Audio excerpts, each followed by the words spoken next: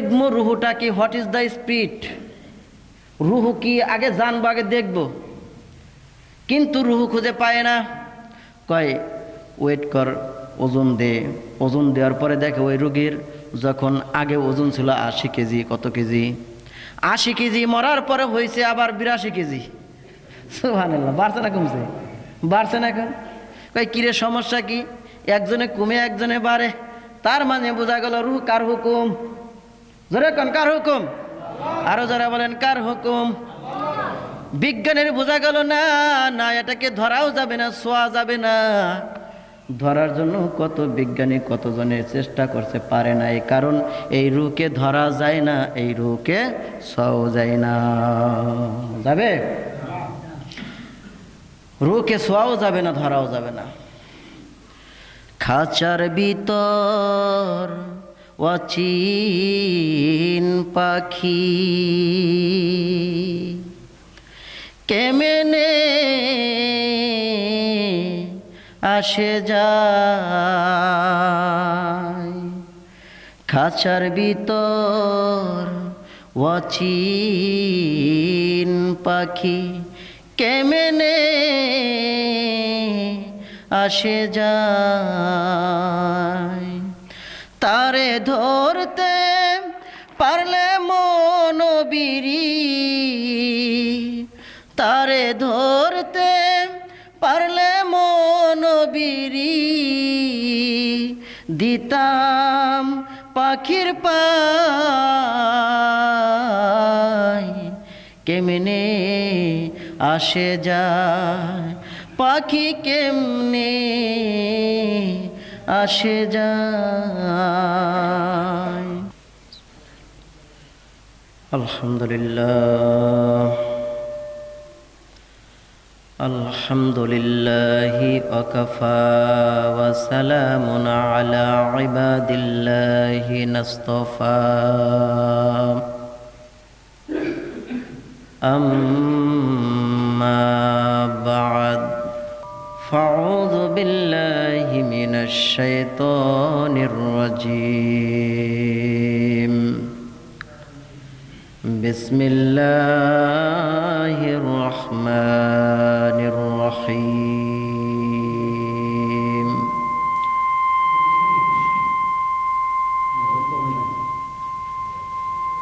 ওয়া ইয়াসআলুনাকা আনির রূহি কুলির রূহু মিন আমরি রাব্বি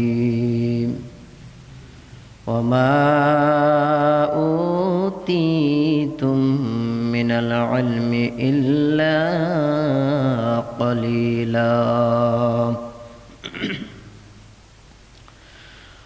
وقال النبي صلى الله عليه وسلم أخلص دينك يكفيك العمل القليل إن الله وملائكته يصلون على النبي يا أيها الذين آمنوا صلوا عليه وسلموا تسليما. اللهم صل على محمد وعلى آل محمد كما صليت على إبراهيم وعلى آل إبراهيم إنك حميد مجيد. اللهم بارك على محمد وعلى آل محمد كما باركت على إبراهيم وعلى آل إبراهيم إنك حميد مجيد. সম্মানিত উপস্থিতি, মহান রব্বুল আলামিন দরবারে লাখো কোটি শুকরিয়া ও সুজুদ। যে মহান রব্বুল আলামিন আমাদেরকে সুস্থ অবস্থায় আল্লাহ তাআলার ঘরে আসার বসার তৌফিক দান করেছেন, সেই মহান রবের দরবারে শুকর জ্ঞাপন করছি অন্তরস্থল থেকে, মন উজাড় করে বলেন আলহামদুলিল্লাহ।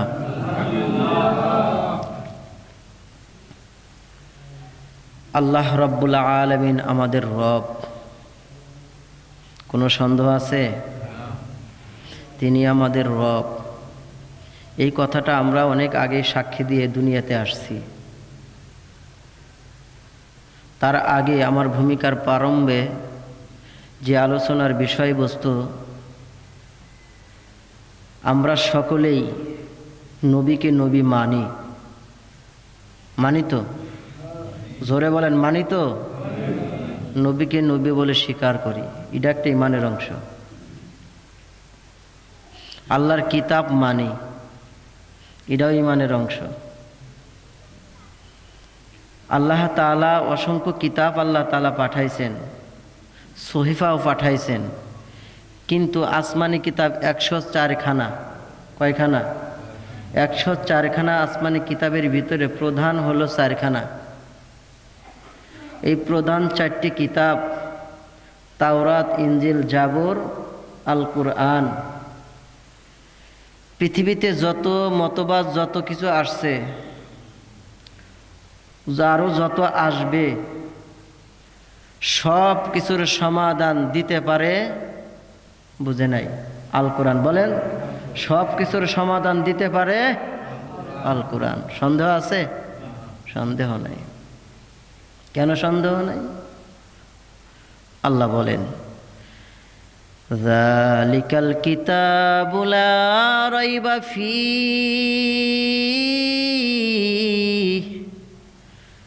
হুদাল লিল মুত্তাকিন।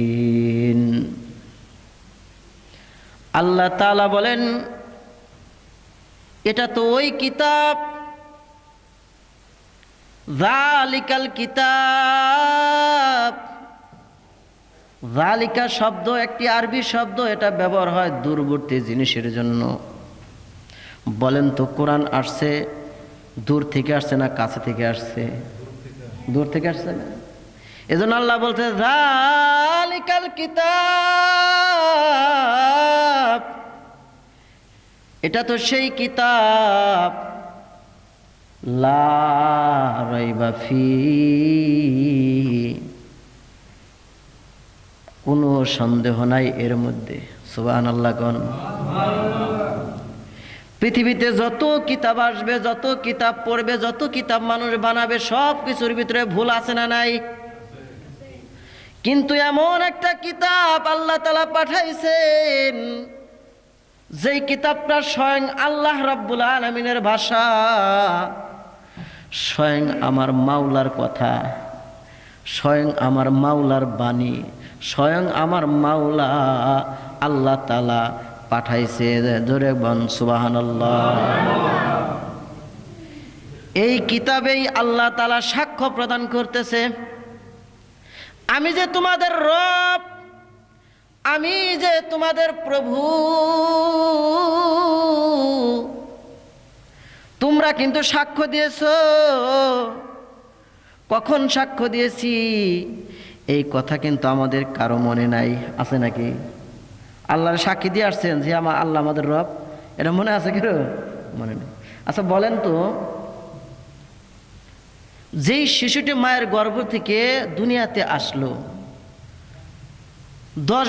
10 মাস অথবা 2 বছর দুগ্ন পান করলো, আচ্ছা বলেন তো, মায়ের বুকে যে দুধ পান করছে, এটা আমাদের মনে আছে কারো? কথা বলেন, মনে আছে? তেমন ভাবে আল্লাহকে আমরা স্বীকার করছি, তুমি আমাদের রব, তুমি আমাদের ইলাহ, তুমি আমাদের প্রভু। এই কথা কিন্তু আমাদের মনে নাই, কিন্তু আল্লাহ তাআলা উঠায় রাখছে।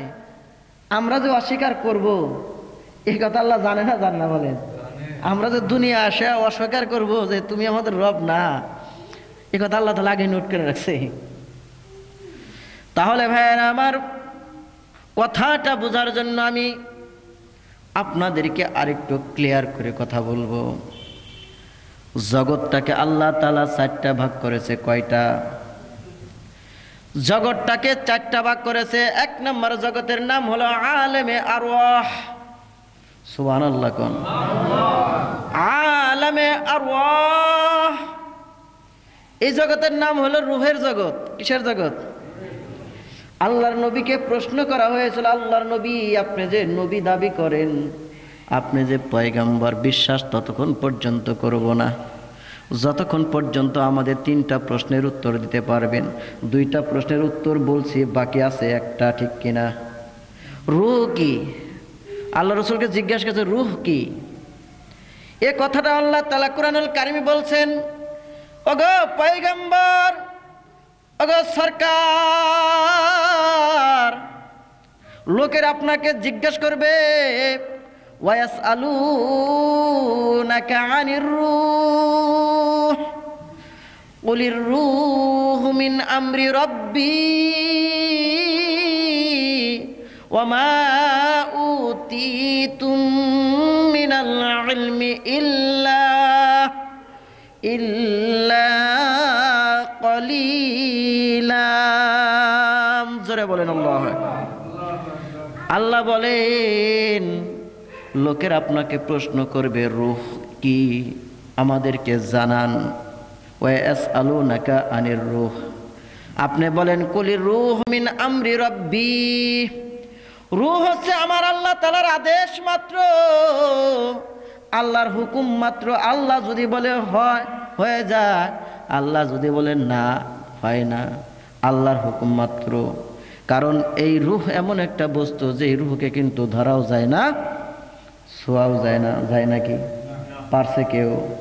বিজ্ঞানীরা অনেক চেষ্টা করছে, রূহকে ধরার জন্য বহু চেষ্টা করছে বিজ্ঞানীরা, পারে নাই।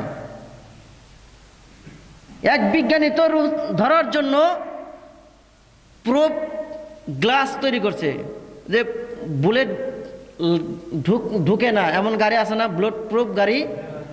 এই বুলেট প্রুফ কাচের জিনিস দিয়ে বিজ্ঞানী, ডক্টর, বড় বড় ডাক্তার এরা কি করছে, বুলেট প্রুফ গ্লাস তৈরি করে ওটার ভিতরে মুমূর্ষ রোগীকে নিয়ে ছেড়ে দেওয়া হয়েছে, লাইফ সাপোর্ট খুলে দেওয়া হয়েছে। মৃত্যু হবে, রুহু বের হবে, ওই রুহুটাকে ধরা হবে, রুহুটাকে ধরবে। কেন ধরতে চায়? দেখবো রুহ কি জিনিস। মুমূর্ষ রোগীর ভিতরে মুমূর্ষ রোগীকে ঢুকানো হলো, লাইফ সাপোর্ট ছাড়া হলো। রোগী যখন মারা গেল, এবার ডাক্তার সকলে মিলে ওই ব্লাড প্রুফ কাছের ভিতরে হাত দেখালে হাতায় আর হাতায়, রুহ খুঁজে পায় না। বুঝছেন? রোগী খুঁজে পায়, রুহ খুঁজে পায় না। চিন্তা করলো এবার রুহ, ওই মুমূর্ষ রোগীর মৃত্যুর রোগীটাকে তুমি বের করো। বের করা হলো, ওজন মাপা হলো। ওজন মাইফা দেখে মৃত্যুর আগের ওজন মনে করেন 70 কেজি, মরার পরে হয়েছে 68 কেজি। কত কেজি? 68 কেজি। এখন ডাক্তার মনে মনে চিন্তা করে পাইছি। কয় কি পাইছেন? কয় রূহ পাইছি। কি পাইছে? রূহ পাইছে। কয় কেমনে পাইলেন? পাইছি তো, ওই যে মরার আগে ছিল 70 কেজি, মরার পরে হয়েছে 68 কেজি, ওই যে 2 কেজি বেশি কমছে, ওই 2 কেজি হলো রূহ। কিন্তু বিজ্ঞানীরা বড় চালাক, প্রমাণ করার জন্য আরো তদন্ত করতে হবে। আবার আর একটা মুমূর্ষ রোগী ঢুকানো হলো। ঢুকানোর পরে আবার লাইফ সাপোর্টটা টেনে ফেলে দেওয়া হলো, মৃত্যুবরণ করলো। আবার রূহ তালাশ করে, রূহ পায় না। এবার ডাক্তার বলে বিপি মাপ, কি কয় এটারে? বিপি কয় এটারে, কি কয়? বিপি মাপো, রূহ মাপো, দেখবো রুহুটা কি, হোয়াট ইজ দ্য স্পিরিট, রুহু কি আগে জানবো, আগে দেখবো। কিন্তু রুহু খুঁজে পায় না। কয় ওয়েট কর, ওজন দে। ওজন দেওয়ার পরে দেখে ওই রোগীর যখন আগে ওজন ছিল 80 কেজি। কত কেজি? 80 কেজি। মরার পরে হয়েছে আবার 82 কেজি। সুবহানাল্লাহ। বাড়ছে না কমছে? বাড়ছে না। এখন কয় কিরে সমস্যা কি? একজনে কমে একজনে বাড়ে, তার মানে বোঝা গেল রুহ কার হুকুম? জোরে কোন কার হুকুম? আরো যারা বলেন কার হুকুম? বিজ্ঞানের বোঝা গেল না না এটাকে ধরাও যাবে না, ছোঁয়া যাবে না। ধরার জন্য কত বিজ্ঞানী কতজনের চেষ্টা করছে, পারে না। এই কারণ এই রুহকে ধরা যায় না, এই রুহকে ছোঁয়াও যায় না। যাবে? রুহকে ছোঁয়াও যাবে না, ধরাও যাবে না। খাঁচার ভিতর অচিন পাখি কেমনে আসে যায়, খাঁচার ভিতর অচিন পাখি কেমনে আসে যায়, তারে ধরতে পারলে মন বিরি, তারে ধরতে পারলে মন বিরি, দিতাম পাখির পায় কেমনে আসে যায়, পাখি কেমনে আসে যায়। আট কোঠরি নয় দরজা আঠা, মধ্যে মধ্যে ঝরকা কাটা, আট কোঠরি নয় দরজা আঠা, মধ্যে মধ্যে ঝরকা কাটা। আছে না এরকম একটা? তো এই খাঁচার ভিতরে পাখি কেউ ধরতে হুকুম কার? ওয়ায়াসআলুনাকা আনির রূহ, আল্লাহ বলেন লোকেরা আপনাকে জিজ্ঞাসা করবে রূহ কি, আপনি বলেন কুলির রূহু মিন আমরি রব্বি, রূহ হচ্ছে আমার রবের আদেশ। এটাকে ধরা যাবে না, ছোঁয়া যাবে না। কারণ ওয়ামা উতিতুম মিনাল ইলমি ইল্লা কলিলা, এই বিষয়ে তোমাদেরকে কম জ্ঞান দান করা হয়েছে, আল্লাহ তাআলা বলতেছে। তাহলে এই যে রূহ, আল্লাহ তাআলা বললেন রূহ কি জিনিস? আল্লাহ তাআলার আদেশ। এই আল্লাহ তাআলার আদেশ হলো রূহ। এটা আল্লাহ তাআলার আদেশে আসে, আল্লাহ তাআলার আদেশে চলে যায়। এটাকে ধরাও যাবে না, ছোঁয়াও যাবে না। তো এখন এই রূহ আল্লাহ তাআলা আমাদের সৃষ্টির আগে সৃষ্টি করেছে। সুবহানাল্লাহ বলেন। আমাদের আগে সৃষ্টি করেছেন রূহ। এই রূহের একটা জগৎ আছে, যেই জগৎকে বলা হয় আলামী আরওয়াহ, রূহের জগৎ। এই রূহের জগতে আল্লাহ রাব্বুল আলামিন আমাদেরকে বাবা আদম আলাইহিস সালাতু ওয়াস সালামের পৃষ্ঠদেশ থেকে, পৃষ্ঠদেশ মানে পিছনের দেশ থেকে, পিছন দিক থেকে আদম আলাইহিস সালাতু ওয়াস সালামের পিঠের মধ্যে রূহ আছে। এই রূহগুলোকে আল্লাহ তাআলা বের করছেন। কি করছেন? বের করেছেন। কারণ আমরা কার সন্তান? আদম সন্তান। আমরা কার সন্তান? আদম সন্তান। আল্লাহ বলেন ওয়াইদ আখাযা রাব্বুকা মিন বানি আদম মিন যুহুরিহিম যুররিয়াতাহুম ওয়া আশহাদাহুম আলা আনফুসিহিম। আল্লাহ রাব্বুল আলামিন বলবেন, আল্লাহ তাআলা বলেন যখন তোমাদেরকে আমি বনি আদমের পৃষ্ঠদেশ থেকে, মানে আদম আলাইহিস সালামের পৃষ্ঠদেশ থেকে যখন বের করলাম, বের করে আমি তোমাদেরকে জিজ্ঞাসা করলাম। কি করলাম? আল্লাহ বলতেছে আমি তোমাদের জিজ্ঞাসা করলাম আলাস্তু বিরব্বিকুম। আল্লাহ সেদিন বলছিল, আমাদের সকলকে বলছিল, মানে পৃথিবীতে যত মানুষ আসবে, যত রূহালা মানুষ আছে, সমস্ত রূহকে এক জায়গায় করে আল্লাহ তাআলা প্রশ্ন করেন আলাস্তু বিরব্বিকুম, আমি কি তোমাদের রব নই? কি বলছিলেন সেদিনকে? আমি কি তোমাদের রব নই? আল্লাহ তাআলা প্রশ্ন করছে। আমরা বলেছিলাম ক্বালু, সেদিন আমরা সবাই এক বাক্যে বলেছিলাম, বালা, আপনি আমাদের রব। রবকে জোরে কোন রবকে? আরো চিৎকার মেরে বলেন, রবকে। আল্লাহ আমার রব, এই রবি আমার সব। আল্লাহ আমার রব, এই রবি আমার সব। দমে দমে তুনু মনে তুনু, দমে দমে তুনু মনে তারে অনুভব। আল্লাহ আমার রব, এই রবি আমার সব। সবকে জোরে বলেন, কে? আল্লাহ। সেদিন বলেছিলাম, হ্যাঁ আপনি আমাদের প্রভু, আপনি আমাদের রব। সেই কথা কি মনে আছে আপনাদের? আমার মনে আছে? বলেন, মনে আছে? মনে নাই, কিন্তু আল্লাহ তাআলা কোরআনে নোট করে দিয়েছেন। আমি জানি তোমরা অস্বীকার করবে। যখন তোমরা আমার বিরুদ্ধাচরণ করবে, আযাবে ভোগ করবে, তখন বলবে, আল্লাহ আমরা তো জানি টানি না, এই জন্য আমি লিপিবদ্ধ করে রাখছি, তোমরা এই কথা যে বলবা। তাহলে রুহের জগৎ কিসের জগৎ? রুহের জগৎ আলামিক দুনিয়া, দুনিয়ার জগৎ। জগৎকে আল্লাহ তাআলা চারটা ভাগ করেছে। কয়টা? রুহের জগৎ, দুনিয়ার জগৎ, আলামি বার্জিক কবরের জগৎ, আলামি আখিরাত হাসরের জগৎ। কয়টা জগৎ হইল? এই চারটা ধাপে ধাপে আমরা আসতেছি। এক ধাপ থেকে আমরা আসছি আলেমে আরওয়াহ থেকে আসছি, আলমে আরওয়াহ থেকে এসেছি। এরপরে দুনিয়ার জগৎ আসলাম, দুনিয়ার জগৎ থেকে আবার কবরের জগতে চলে যাব। থাকতে পারবো কিনা? কেউ থাকতে পারবে না। দুনিয়ার জগৎ থেকে আবার আমরা কিছু অবকাশ জগৎ থাকবো, অর্থাৎ কবরের জগতে থাকবো, আখের পর্যন্ত, হাসর কিয়ামত পর্যন্ত থাকবো। আবার যেই জগৎ হবে, যেই জগতের ফায়সালা হবে, সেই জগতের ফায়সালা হবে ডান হাতে এবং বাম হাতে। কোন হাতে?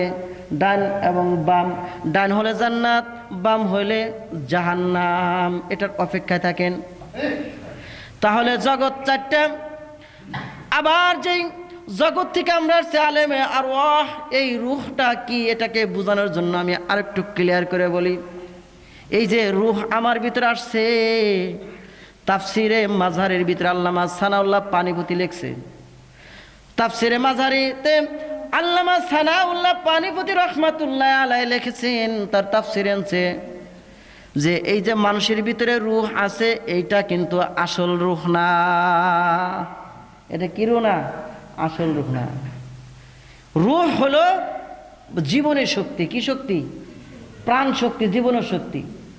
তো প্রাণ আর হলো মন, দুইটা দুই জিনিস। প্রাণ আর মন দুই জিনিস। প্রাণ হলো জীবনের শক্তি, মন হলো অনুভূতি শক্তি। অনুভূতি শক্তি চলে গেলে দেখে থেকে কিন্তু মানুষ মরে না। একটু বুঝাই। ডাক্তারের কাছে যখন যান, যখন অপারেশন করা হয়, অপারেশন করার আগে অচেতন একটা ইনজেকশন মারে কিনা? বলেন, মারে কিনা? মানে অনুভূতি শক্তিকে শেষ করে দেয়। এমন ইনজেকশন মারে, এমন অনুভূতি শেষ, যেটা আপনার করার সাথে সাথে আপনার দেহ যদি কাইটা টুকরো টুকরো করে আপনি কিছু বলতে পারবেন না। এটার অনুভূতি শক্তি। এটা হলো নফস, মানে প্রাণ। এটা বলা মন। কি বলা হয়? মন। আর জীবনের শক্তি যেটা, এটা হলো রূহ। আর এই জীবনের শক্তি যদি চলে যায়, সে মানুষটা আর কি থাকে না, দুনিয়াতে থাকে, সে লাশ হয়ে যায়। মানে তার অনুভূতি নাই, আর জীবনের শক্তিটা নাই, সে মৃত্যুবরণ করে। আর অনুভূতি শক্তি গেলে সে মৃত্যুবরণ করে না। এটা সামান্য সময়ের জন্য সে অচেতন হয়ে থাকে। মন আর প্রাণ। এখন প্রশ্ন আসে, আল্লামা সানাউল্লাহ পানিপতি রহমাতুল্লাহ আলাইহি বললেন যে রূহ আমাদের ভিতরে যেইটা আছে, এটা আসল রূহ না। মানুষের রূহ দুইটা। কয়টা? জোরে বলেন, কয়টা? কিছু তথ্য আপনারা নেন।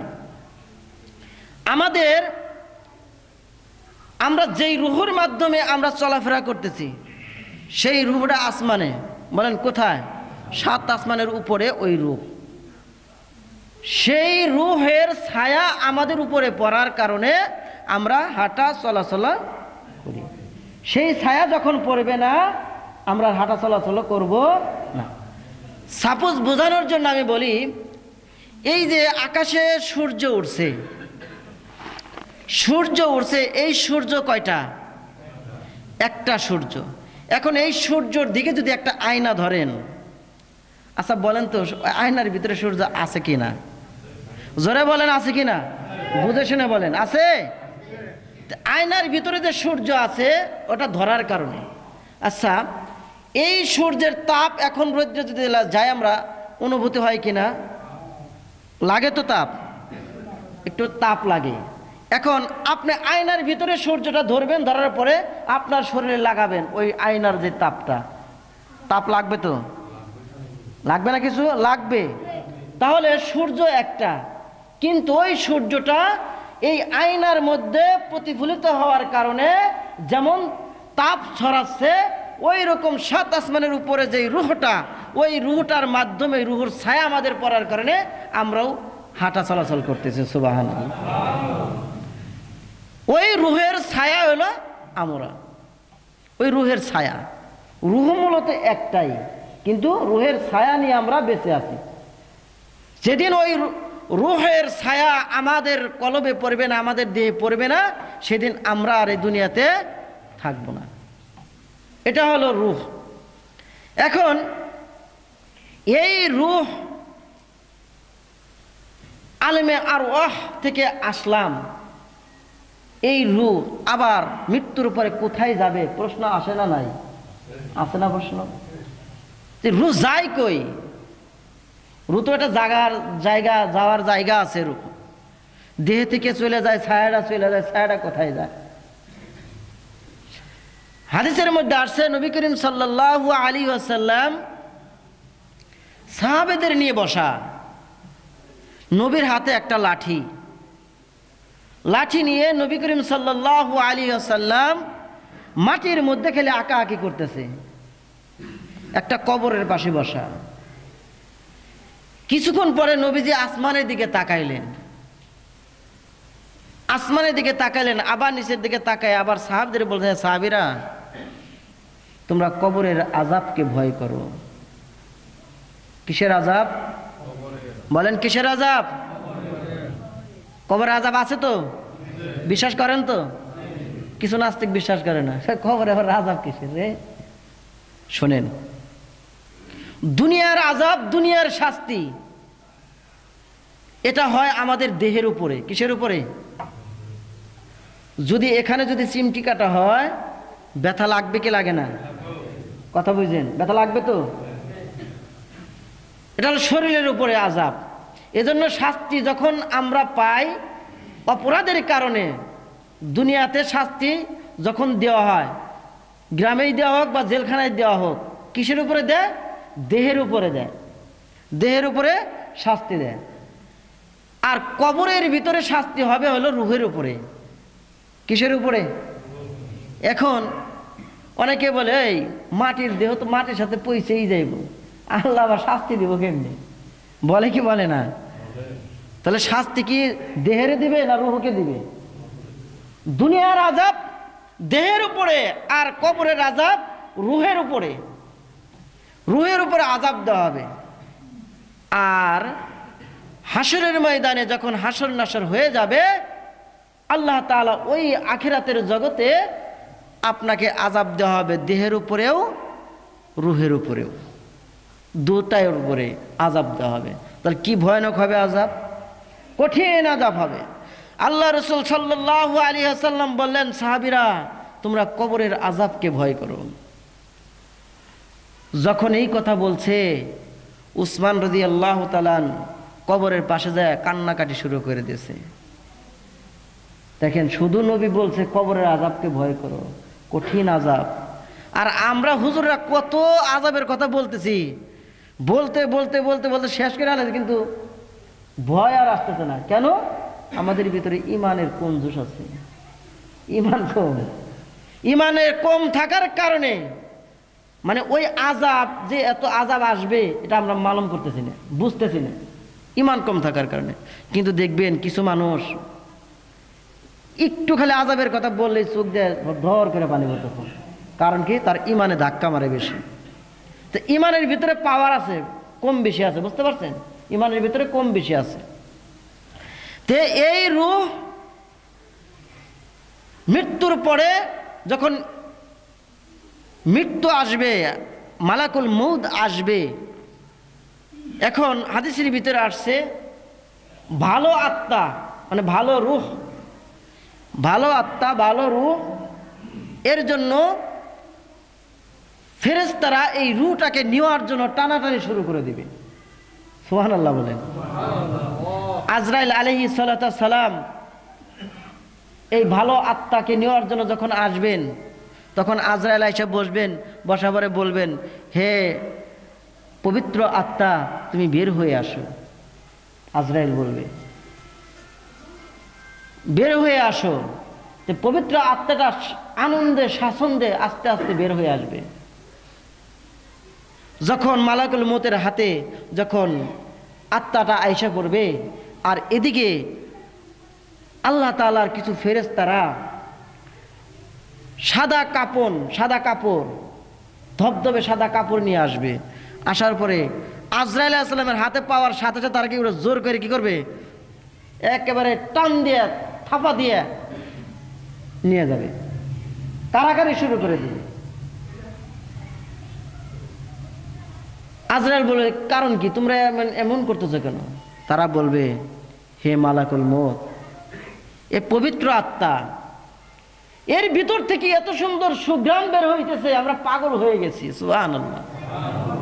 ভালো আত্মার ভিতর থেকে, ভালো আত্মা থেকে একটা ঘ্রাণ আসবে, সুঘ্রাণ আসবে, একে নিয়ে টানাটানি শুরু হয়ে যাবে, একে নিয়ে আসমানে চলে যাবে, আসমানে ফেরেশতা টানাটানি শুরু করবে। এইভাবে করতে করতে ইল্লিন পর্যন্ত চলে যাবে। কোথায় বলেন? কোথায় চলে যাবে? ইল্লিন পর্যন্ত। ইল্লিন বুঝেন তো?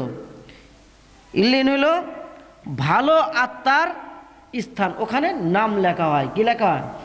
যে এই আত্মাটা ভালো, লিপিবদ্ধ করা হয়। কেমনে? আল্লাহ রাব্বুল আলামিন বলতেছেন, ওয়ামা আদরাকা মা ইল্লিয়ুন। আল্লাহ সেদিন ফেরেশতাদেরকে বিভিন্ন জনকে প্রশ্ন করবে, জিজ্ঞাসা করে, তোমরা কি জানো ইল্লিন কি? আল্লাহ রাব্বুল আলামিন যখন এই প্রশ্ন করবে, ইল্লিন কি তোমরা কি জানো? আল্লাহ তাআলা সেদিন জানায় দিবেন, কিতাবুম মাওকুম।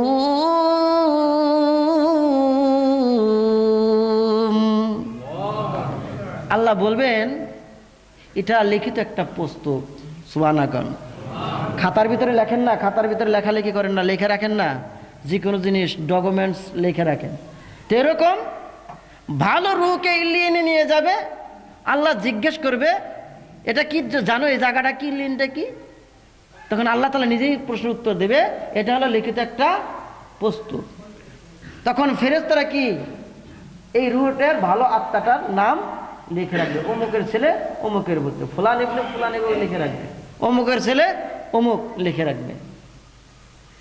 আর যদি খারাপ আত্মা হয়, খারাপ আত্মা আজরাইল আলাইহিস সালাম ভয়ানক চেহারা নিয়ে আসবেন। ভয়ানক, এই ভয়ানক চেহারা নিয়ে আইসা এর জান কবজ করা হবে। আর এর আত্মা নিয়ে ফেরেশতারা কি করবে না? টানাটানিও করবে না। কে? ওরা ভালো না, পচা গন্ধ, দুর্গন্ধ। খারাপ আত্মার কি হবে? বের হবে পচা দুর্গন্ধ বের হবে, ভালো কিছু বের হবে না। এই খারাপ আত্মাকে নিয়ে সিজ্জিনে চলে যাবে। কোথায় চলে যাবে? সিজ্জিনে চলে যাবে।